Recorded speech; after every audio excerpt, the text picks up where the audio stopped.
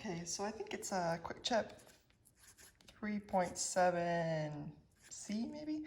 It says the molecular formula of sulfuric acid is H2SO4, meaning in one molecule there's 2 hydrogens, 1 sulfur, and 4 oxygen atoms.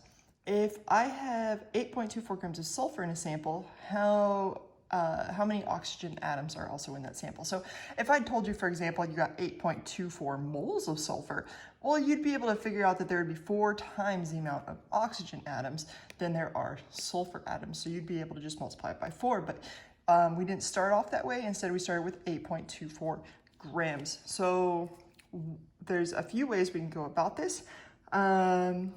But always turn grams into moles and then figure it out from there. So let's go ahead and start with 8.24 grams of sulfur. Now, an important thing is paying attention to the fact that this is sulfur. So if this is grams of sulfur, we have to put the molar mass of sulfur down here. The molar mass of sulfur is 32.07 grams per mole of sulfur. And now we're in mole of sulfur town. And again, I told you that if we know a number of sulfur, we know that we got 4 times the oxygen, right? So for example, if we have 1 mole of sulfur, we have 4 mole of oxygen atoms. And now we're in mole of oxygen. All we need to do is go from mole of oxygen to atoms of oxygen. And to do that, we just simply say, hey, a mole of oxygen has 6.022 times 10 to the 23rd. I don't know what I'm doing. Times 10 to the 23rd oxygen atoms.